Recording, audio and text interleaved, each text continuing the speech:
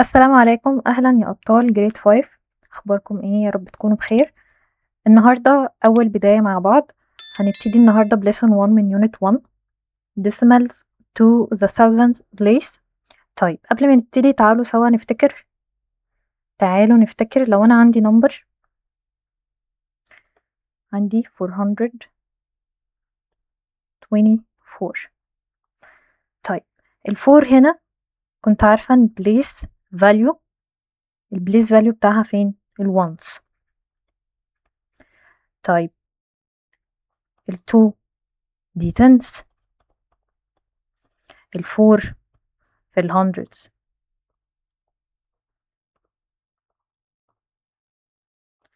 طيب لو عندي النمبر ده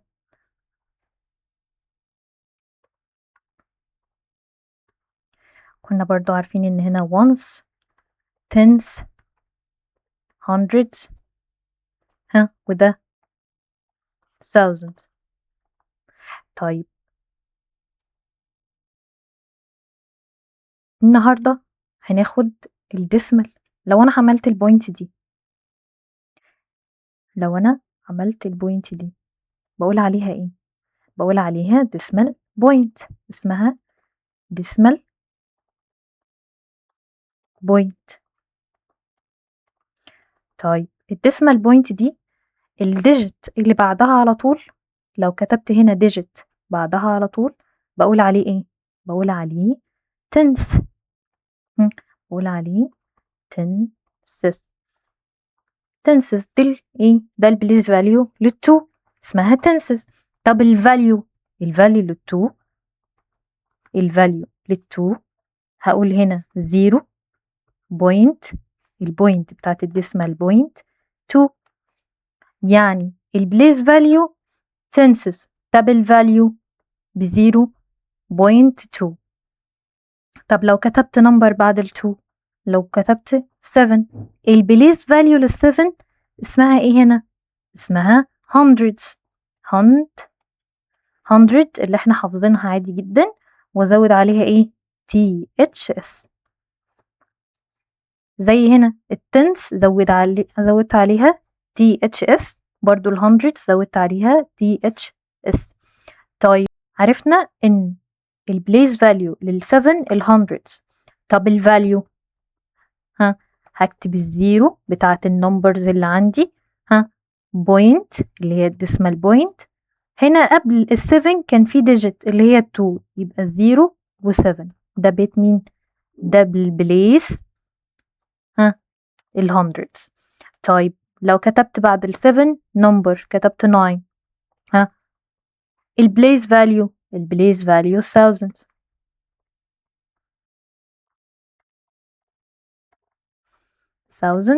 و THS thousands. طيب ده البليس فاليو. طب الفاليو عندي 0 بتاعت النمبر، بتاعت الهول نمبر والديسيمال بوينت، وبعدين الزيرو للتو ديجيت اللي قصاده، وبعدين الناين. طيب احنا كده عرفنا الهول نمبر. لما يكون عندي هول نمبر كنت عارفة البليس فاليو لل5 هنا الونس والتنس والهندردز، وهنا الثاوزندز. ونفرق ما بين الكوما بتاعة الثاوزندز والبوينت بتاعة الديسمال. طيب تعالوا نشوف مع بعض. The value of each digit in any number depends on its place. تمام، يعني أنا عارفة إن ال value of each digit of any number depends on its place in its the number. طيب يعني إيه؟ يعني أنا عارفة إن ال9 دي البليس بتاعها once، يعني الفاليو بتاعتها تبقى 9. طيب ال4 tens الفاليو 40. طيب ال200 عارفة إن هي 200. ال3 في الثاوزندز، عرفت الفاليو بتاعتها ب3000. طيب وهنا ال5 اللي بعد الديسمال بوينت، بيتها البليس بتاعها تنس، تنسز 0.5. طب ال7 بليس البليس فاليو في الهندردز 0.07. ال8 in the place value thousands هتبقى 8000. طيب تعالوا كده نشوف الستاندرد فورم. الستاندرد فورم هتكون 3249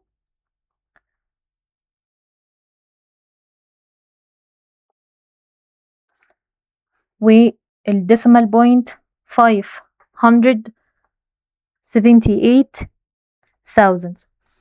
طيب الوورد فورم هتبقى 3249 and 578,000. طيب اليونت فورم هتبقى 3200 4 tenths 9 ones 5 tenths 700 8,000. طيب هنا جايب لي السؤال ده وبيقول لي ايه؟ بيقول لي في الاكزامبل ده بيقول لي in the number 729.458,000. عايز ايه؟ بيقول لي what is the value of 4. عايز ال value of ال4. فين ال4 اهي، بيتها هنا، ده بيتها في التنس. طب انا عارفه ان بيتها في التنسز، بس هو مش عايز البليس فاليو، هو عايز الفاليو. طب ما انا عارفه ان انا هكتب الزيرو بتاعه الهول نمبر وبعدين الديسيمال بوينت وبعدين ال4. يبقى الفاليو بتاعتها ب0.4. طيب بيقول لي what is the value of ال8. فين ال8 اهي، واقفه في الثاوزندز. طيب هكتب الزيرو بتاعه الهول والبوينت بتاعه الديسيمال، وبعدين قبل ال8 في 2 digit هحط 0 و0 وبعدين ال8. دي كده الفاليو. طب بيقول لي what does the digit 2 represent. بيسألني على ال2. فين ال2 اهي، نمسح ال2 بيتها فين؟ في التنس. بيتها اهي، بيتها في التنس. فتبقى what does the digit 2 represent. هقول له 2 tens.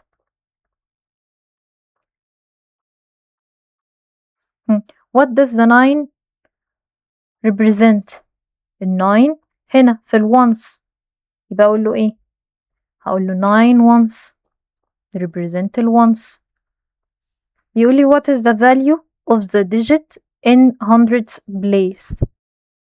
فين ال hundreds place؟ انا عارفة ان ده tenses وده hundreds. بيسألني على ايه؟ the value. الفاليو. طالما بيسألني على الفاليو ما بيسألنيش على النمبر. بيسألني على الفاليو لل5 دي. هقول له الزيرو بتاعت الهول نمبر وبعدين الديسمال بوينت وبعدين الزيرو اللي قبل ال5 وال5 0.05. تعالوا نعرف مع بعض حاجة جديدة. بيقول لي ان ال1 whole is divided into ايه؟ اول حاجة لو انا قسمت ال1 whole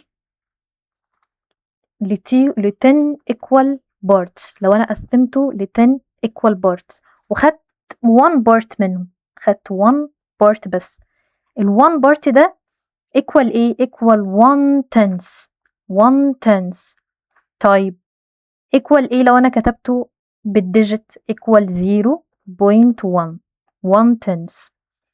طيب لو انا قسمت، عملت ايه؟ لو ال1 whole is divided into 100 equal parts، كل دول equal parts، يعني لو عديت all squares هلاقيهم ايه؟ 100. طيب يعني 100 ده بكتبه ازاي؟ بقوله equal 0.01.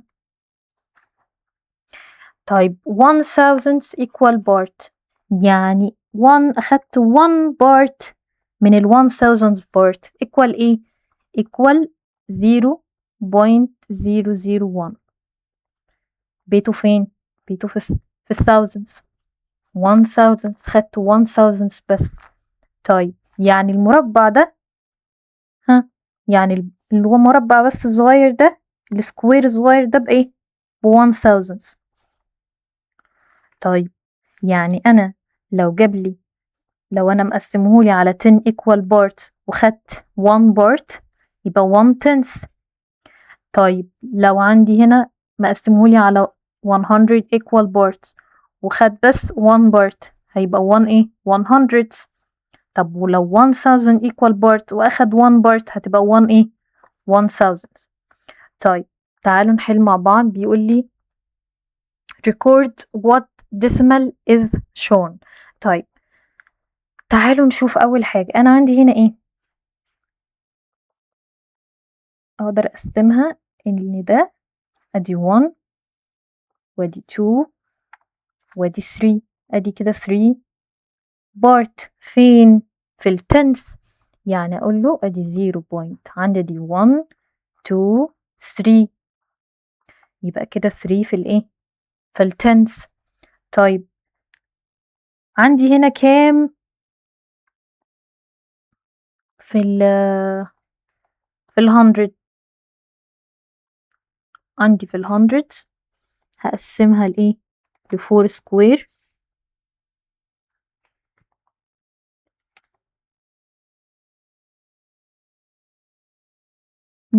أدي 1 2 3 4، عندي 4. طب هنا هنعد 1 2 3 4 5 6 7 8 9، عندي 9 بارت في thousands. طيب هنا أسهل، هنا مش جايب لي tens فأحط مكانها 0. نعد الإيه؟ السكوير. أدي 1 2 3 4 5، أدي 5 سكوير. 1 2 3 4 5 6 7 7 بقت 0.57,000. طيب نشوف الإكزامبل. جاي يقول لي complete. في letter A بيقول لي 5 tenths equal hundreds. طيب أنا عارفة إن 5 tenths 0.5. طب hundreds أنا عارفة إن هي hundreds بيت hundreds هنا بيت tenths وهنا بيت hundreds. طيب بيت hundreds هنا يعني 0.5 حط كمان 0 عشان تبقى hundreds. طيب يعني equal 50 hundreds. طيب the value of the digit 6 in the number 2.612,000. هنا 6، ال6 فين؟ في التنس. طب بس هو مش عايز يعرف في التنسز، هو عايز يعرف ايه؟ هو عايز الفاليو، يعني 0.6. طيب بيقولي the place value of the digit 5 in the number 3.514,000. فين ال5 اهي؟ هو عايز البليس فاليو مش عايز الفاليو. ناخد بالنا من الفرق بين البليس فاليو والفاليو. الفاليو بحط الايه؟ النمبر. البليس فاليو بكتب البليس للنمبر بس. في التنسز.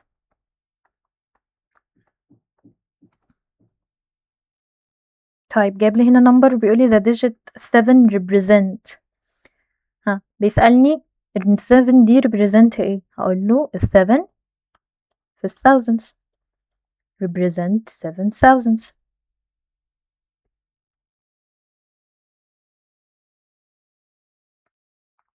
طيب النمبر اللي بعد كده بيقولي the place value of the digit 4 in a number.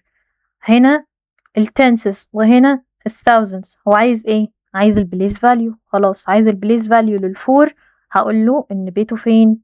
في ال hundreds.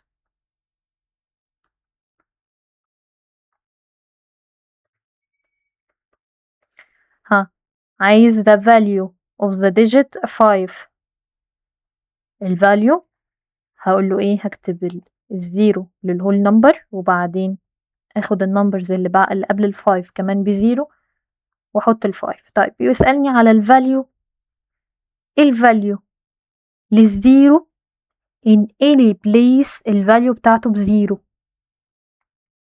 الزيرو in any place الفاليو بتاعته بايه؟ بزيرو. طيب بيقول لي الفاليو of the digit 2 in the number. عايز الفاليو للنمبر ده. ها ال2 هنا فين؟ انت عايز الفاليو مش البليس فاليو، يعني ما اقولش تنسس، اقول ايه؟ هقول له 0.2. 0.2. طيب the value of the digit 9 in the decimal number. ال9 هنا ب90. ال9 هنا ب90 ليه؟ انا عارفة ان ده ones وده tens، بس هو مش عايز البليس فاليو، هو عايز الفاليو. فعارفة ان الفاليو هنا ب1 والفاليو هنا ب90. طيب بيقول لي write each of the following in ايه؟ in word form. تعالوا نكتب in word form. جايب لي 500 4 and 20 100. طيب تعالوا نكتبها in word form. هقول له 500.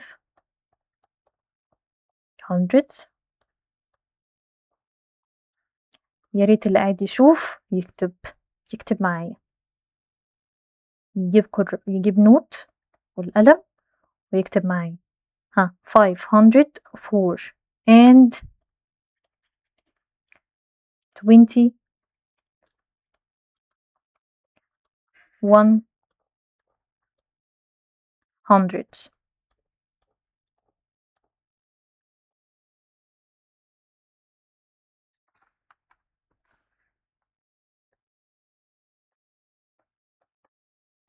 طيب جايب لي النمبر اللي بعده 4 and 231,000. ها لما نيجي نقول الديسمال بوينت دي بنقول عليها ايه؟ and. ما ننساش ان احنا بنقول عليها ايه؟ and. يعني لما باجي اكتبها بقول and في الوورد فورم. طيب تعالوا نكتب سوا. هنقول ايه؟ هنقول اول حاجة 4. 4 خلصت الهول نمبر داخل على الديسمال، اكتب ايه؟ اكتب الديسمال بوينت دي اقول and. and قلت and اقول ايه؟ اقول 200. 30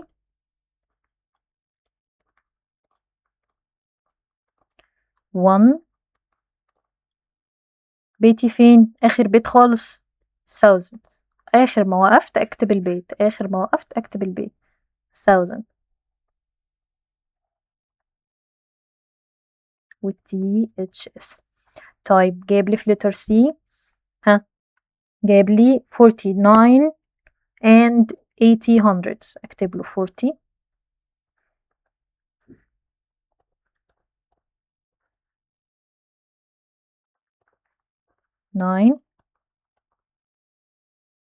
and 8. بيتي فين؟ أنا بيتي مش في التنس، بيتي فين؟ في السقف. فين؟ ده hundreds، يبقى 800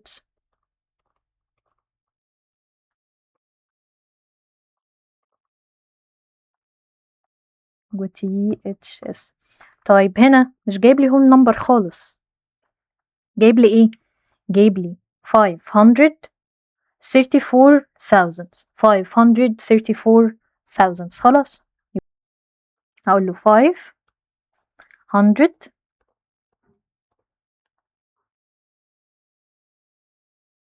430 4. آخر حاجة وقفت عندها الثاوزند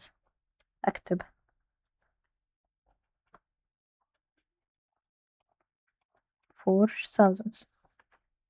طيب اللي بعد كده بيقول لي write each of the following in standard form. write each of the following in standard form. خلاص نركز قوي. عندي أول حاجة في letter A جايب لي 24 hundreds. 24 hundreds. hundreds أكتب 24 hundreds. طيب جايب لي 35,000. 35,000 يعني أكيد أنا آخر حاجة هقف عندها فين؟ أدي 35. هنا قلنا إن دي 35,000 يعني أكيد كان هنا في زيرو لمين؟ للتنسس. وما ننساش أنا مش بعمل كوما، أنا بعمل إيه؟ بعمل بوينت. بعمل بوينت كده. طيب 8,000. 8,000 يعني ال 8 واقفة هنا في البليس بتاع الثاوزندز وقبلها مفيش حاجة يبقوا بزيروز، وادي البوينت وادي الزيرو للمين؟ للهول نمبر لأني ما جابليش هول نمبر. طيب جايب لي 7 and 14,000. 7 and زي اللي فاتت دي بالظبط. قلت أنا أول ما بشوف البوينت بتاعت الديسيمال نمبر بقول and. طيب خلاص يعني 7 دي في الهول نمبر and أحط الديسيمال بوينت 40 14,000. طالما في الثاوزندز بليس أحطها هنا، أحط الفور هنا في الثاوزندز بليس وبعدين ما جابليش للتنس نمبر أحط مكانه زيرو. طيب جايب لي 4 and أحط الفور في الهول نمبر وادي البوينت. عايز ايه؟ 4,000 أحط الفور في البيت الثاوزندز في البليس فاليو. ما جابليش hundreds ولا tenses يبقى 0 0. عندي دي 1 and 5 tenses يبقى 5 في بيت التنسز. طيب 9 and أكتب ال 9 أول ما ألاقي 9 ألاقي number وبعدين and أعرف إن النمبر ده هيكون فين؟ في الهول نمبر. طيب الديسيمالز جايب لي 700,000.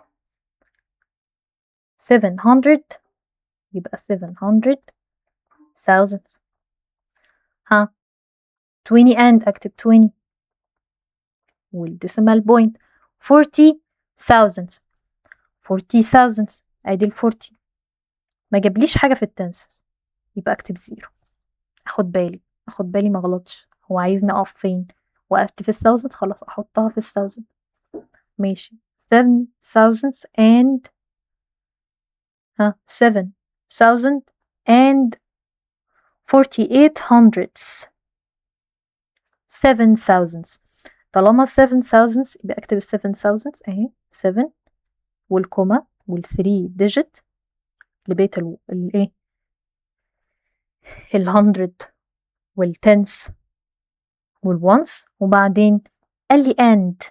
طالما قال لي and قلت بعمل بوينت للديسيمال بوينت واكتب الايه ال 48. نظبطها اكتر. بنكتب ايه اهو كتبت ال7 ودي كوما ودي ال3 زيروز وبعدين الديسيمال بوينت بحط بوينت كده واكتب 48,000.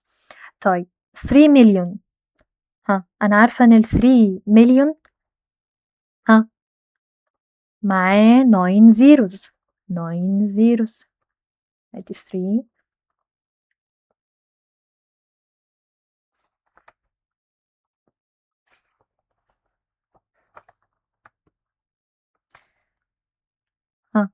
اللي بعد كده جايب 3 مليون and 142,000.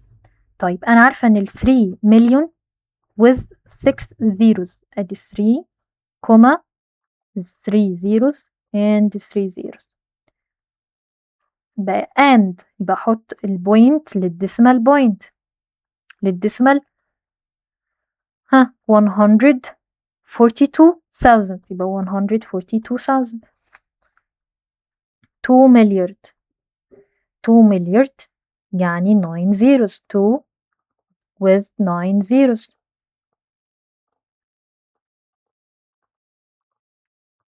and and يبقى أحط البوينت للديسيمال. 3000 ادي البليس فاليو للثاوزندز. في لسه هنا فاضي يبقى أحط مكانه zeros. جايب لي 4 tenths and 8 hundredths. طيب جايب لي 4، أنا عارفة أدي الزيرو للهول نمبر لأني مفيش هول نمبر، وأدي الديسيمال بوينت، وبعدين الفور في التنسز أهي الفور في بيت التنس، والإيت في الثاوزندز أدي الإيت في الثاوزند. لسه مين هنا؟ الهندردز مش مجايبهولي، أكتب مكانه زيرو. multiple choice. طيب جايب لي في نمبر 1 بيقول لي إيه؟ بيقول لي 555 divided 1000. طيب هيبقى الأنسر بتاعتي إيه؟ لتر دي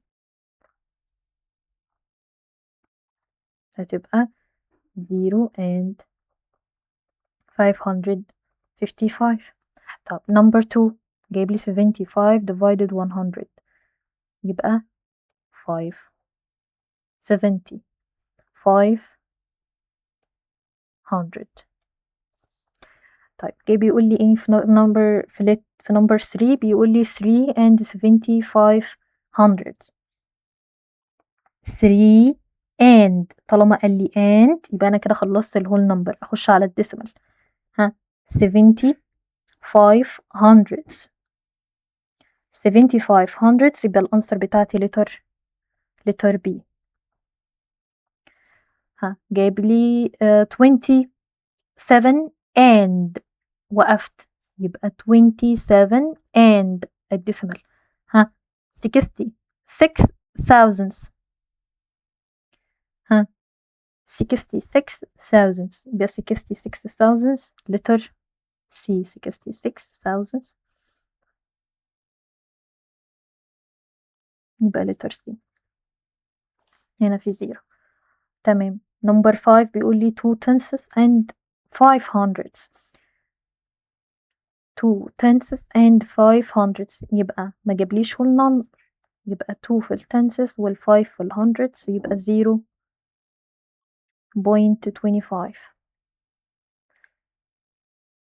طيب 71 tenths ناخد بالنا ان هو قال لي ايه tenths، يعني كأنه بيقول لي 71 divided 10.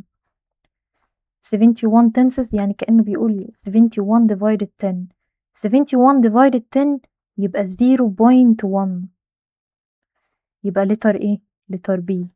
ما نتلخبطش لان كتير اوي منكم كان هيقول 0.71. لا غلط، ده غلط. هتبقى 71 tenths يعني 71 divided 10 يعني 7.1.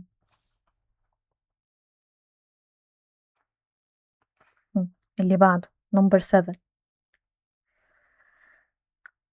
number 7 بيقول لي 1234 hundredths. تعالوا نعمل divided ونشوف. هناخد ال 1234 divided قد ايه؟ قال لي hundreds. هنعمل ايه؟ هنعمل divided. طيب